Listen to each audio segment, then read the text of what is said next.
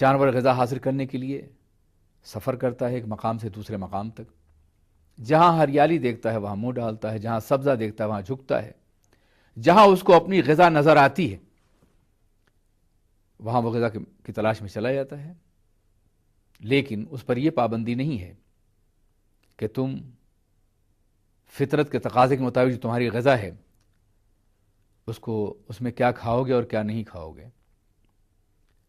اس لیے کہ وہ بڑھ تو سکتا ہے، وہ چل تو سکتا ہے، مگر عقل و شعور نہیں رکھ سکتا۔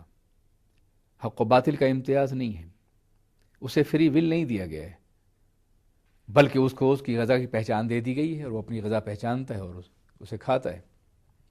کوئی جانور اگر درخت کی طرح سے اپنے پیروں ہی کے نیچے اپنی غذا حاصل کرنا چاہے تو مر جائے گا، اسے غذا نہیں ملے گی، اسی کہ اس کو جو صلاحیت دی گئی ہے اس صلاحیت کا استعمال کرنا ضروری ہے۔ اس سے یہ معلوم ہوا کہ کائنات میں جس مخلوق کو اللہ نے جو صلاحیت دی ہے اس صلاحیت کا استعمال کرنا اس کے لیے ضروری ہے۔ اسی میں انسان بھی آتا ہے۔ بہت سے انسان ہیں جو اپنی صلاحیتوں کو استعمال نہیں کرتے، وہ قدرت کے قانون سے بغاوت کرتے ہیں۔ اب آپ دیکھیے کہ جانوروں کے مقابلے میں پرندوں کی دنیا ہے جو خلاؤں میں پرواز کرتے ہیں، وسیع افق میں گھومتے ہیں اور اپنی غذائیں تلاش کرتے ہیں، کئی کئی سو میل کا وہ سفر کرتے ہیں تاکہ اپنی غذا کو وہ تلاش کر سکیں، اپنی زندگی کو باقی رہ سکیں۔ چونکہ پروردگار عالم نے ان کو قوت پرواز دی ہے، اس لیے وہ اپنی روزی پرواز کے ذریعے سے حاصل کرتے ہیں۔ اگر وہ جانوروں کی طرح صرف ایک مقام پر بیٹھے رہ جائیں تو یقیناً وہ غذا حاصل نہیں کر سکیں گے۔ سائبیریا کے پرندے اگر پاکستان میں غذا کی تلاش میں آ سکتے ہیں تو اس سے اندازہ کیجیے کہ پرندوں کو یہ شعور اللہ نے عطا فرمایا ہے کم از کم کہ وہ دنیا کے ان خطوں کا مطالعہ کر سکیں جہاں ان کی غذا موجود ہے۔ ناظرین کرام، پرندوں کے مقابلے میں اور جانوروں کے مقابلے میں ایک دنیا انسانوں کی ہے۔ آپ یہ دیکھ رہے ہیں کہ زمین کے اندر خود چونکہ بڑھنے کی صلاحیت نہیں ہے، اس لیے زمین کو محتاج غذا نہیں بنایا گیا، لیکن زمین کو پودوں کی غذا بنا دیا گیا۔ پودوں کے اندر بڑھنے کی صلاحیت تھی مگر چلنے کی صلاحیت نہیں تھی، اس لیے پودوں کو محتاج غذا بنایا گیا، لیکن جانور کی غذا پودوں میں پیدا کر دی گئی۔ جانوروں کے اندر چلنے کی صلاحیت ہے لیکن عقل و شعور نہیں ہے، پرندوں کے اندر پرواز کی صلاحیت ہے مگر عقل منطقی سے وہ خالی ہیں، اس لیے پروردگار عالم نے اسے عقل رکھنے والے انسان کی غذا بنا دیا۔ ہر مفضول افضل کی غذا بنتا چلا گیا اور ضروریات کو پورا کرتا رہا۔ اب آئیے انسان کو ہم دیکھیں کہ انسان کو اللہ تبارک و تعالی نے عقل و شعور اور نطق اور گویائی جیسی عظیم قوتوں سے نوازا۔ اس اعتبار سے یہ انسان پوری دنیا میں سب سے ممتاز ہے، سب سے محترم ہے، سب سے بہتر ہے۔ انسان کے اندر یہ صلاحیت ہے کہ کچھ معلوم نون ریالٹیز کو، معلوم حقیقتوں کو اس طرح ترتیب دیتا ہے، اس پہ غور و فکر کرتا ہے کہ اس سے ایک نامعلوم سچائی کو حاصل کر لیتا ہے۔ پتھروں کے زمانے سے لے کر کے آج تک انسان نے جتنی ترقی کی ہے اسی قاعدے کے مطابق کی ہے کہ وہ معلوم حقیقتوں پر، معلوم چیزوں پر، محسوسات پر غور کرتا ہے اور نتیجے کے طور پر ایک نئی چیز دریافت کر لیتا ہے۔ تحقیقات و انکشافات کا یہ معاملہ یہاں تک بڑھا کہ انسان پتھروں کی دنیا سے نکل کر کے ستاروں پہ کمندیں ڈالنے لگا، سورج کی شعاؤں کو گرفتار کرنے لگا، زمان و مکان کی وسعتیں اس کے نزدیک سمٹی ہوئی نظر آئیں، اور انسان نے یہ دعویٰ کیا کہ ہم بہت زیادہ ترقی یافتہ ہیں۔ لیکن سوال ہی پیدا ہوتا ہے کہ کیا انسان کا یہ دعویٰ صحیح ہے کہ وہ ترقی کر گیا ہے؟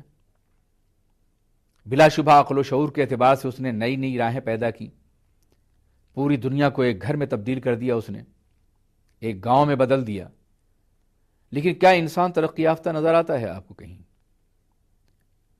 ناظرین کرام، انسان نے جس چیز پہ زور دیا ہے وہ شے ترقی کر گئی ہے۔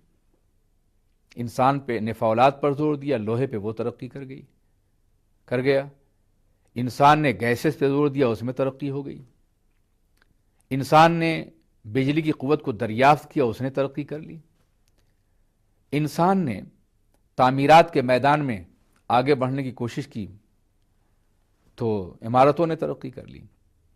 انسان نے جس چیز پر زور دیا ہے وہ شے ترقی کر گئی ہے، خود انسان ترقی نہیں کر گیا ہے۔ انسان اگر ترقی کر گیا ہوتا تو آج ایک انسان دوسرے انسان کو قتل نہ کرتا، آج ایک انسان دوسرے انسان پہ ظلم نہ کرتا، آج بھی کمزوروں کے نالے اور بیواؤں کی آہیں باب اجابت الہی کھٹکھٹا نہ رہی ہوتی، آج بھی عشرتوں کے مقابلے بھوک کے پہرے پوری زمینوں پہ نظر نہ آتے، آج بھی انسانوں کی کراہیں جو انسانوں کا ہم جنس ہے، اس کی کراہیں، اس کا درد، اس کی سوز اور غموں میں ڈوبی ہوئی آواز ضمیر انسانیت کو مخاطب کرتی ہوئی نظر نہ آتی۔ انسان کہاں ترقی کر گیا ہے؟ انسان تو اس وقت ترقی یافتہ ہوتا جب دنیا میں کوئی کرب نہ رہ جاتا، کوئی کسی پہ زیادتی نہ کرتا، کوئی کسی پہ ظلم نہ کرتا، انسانیت کی قدریں اجاگر ہوتی، انسان کے اعلیٰ اخلاق کے ذریعے سے دنیا جنت کا گہوارہ بن جاتی۔ لیکن انسان جتنا طاقتور ہوتا جا رہا ہے اسی قدر وہ دوسرے انسانوں کو آگ اور خون کی بارش میں ڈبو رہا ہے۔ کیا یہی طاقت ہے؟ کیا یہی انسانیت کی ترقی ہے؟ دریدہ جامع انسانیت ہے، خلا میں گردش آرائی سے حاصل، لہو رشتہ ہے دھرتی کی جبیں سے، تو پھر اس عرش پیمائی سے حاصل، عشق ناپید خرد می گزدش صورت مار، عقل کو تابع فرمانے نظر کر نہ سکا، ڈھونڈنے والا ستاروں کی گزرگاہوں کا اپنے افکار کی دنیا میں سفر کر نہ سکا، جس نے سورج کی شعاؤں کو گرفتار کیا، زندگی کی شب تاریخ سحر کر نہ سکا، اپنی حکمت کے خم و پیچ میں ایسا الجھا، آج تک فیصلہ نفع و ضرر کر نہ سکا۔ انسان ترقی یافتہ نہیں ہوا ہے، اس لیے کہ انسان کی عقل خود غرض ہوتی ہے، انسان کی عقل صحیح اور غلط کا انسانی قدروں کی بنیاد پر امتیاز نہیں کر سکتی۔ اس لیے متکلمین نے بہت پہلے یہ بات کہہ دی تھی کہ حسن و قبح اشیاء عقلی نہیں ہیں، یعنی عقل کی بنیاد پر کسی چیز کو اچھا کہنا اور برا کہنا ناممکن ہے۔ جانتے ہیں اس کی وجہ کیا ہے؟ اس لیے کہ عقل ماحول کی پیداوار ہے، جس ماحول میں انسان بستا ہے، جس ماحول میں انسان سانس لیتا ہے، اسی کے مطابق اس کی عقل ارتقا کرتی ہے، ترقی یافتہ ہوتی ہے، اور پھر وہ اپنے ماحول کے حوالے ہی سے پوری دنیا کو دیکھنے کی کوشش کرتا ہے۔ اس کی عقل کی آنکھ کی ایک مخصوص عینک ہوتی ہے جو اپنے ماحول کے ذریعے سے دیکھتی ہے ہر چیز کو۔ یہی وجہ ہے کہ ایک مغربی انسان، ویسٹرن انسان پوری دنیا کو اپنی نگاہ سے دیکھتا ہے، اس کی اپنی ویلوز ہیں، اس کی اپنی اقدار ہیں۔ جو چیزیں مشرق میں انتہائی گھناؤنی اور ناپسندیدہ ہیں، مغرب میں انتہائی مقبول ہیں، مرغوب ہیں۔ بہت سی چیزیں ہیں جن کی مثالیں دی جا سکتی ہیں۔ اس کی وجہ کیا ہے؟ اس لیے کہ ماحول نے مشرق اور مغرب کے فرق کی بنیاد پر عقل کو اپنے دائرے میں سوچنے کی صلاحیت دی ہے۔ جو چیز حیا اور غیرت کے خلاف ہے، کسی دوسرے ملک میں وہی ترقی یافتگی کی دلیل ہے، ماڈرن ہونے کی دلیل ہے۔ جس چیز کے تصور سے گھن آتی ہے وہی چیز کہیں قانون کا درجہ حاصل کر لیتی ہے۔ تو یہ کیوں ہوتا ہے؟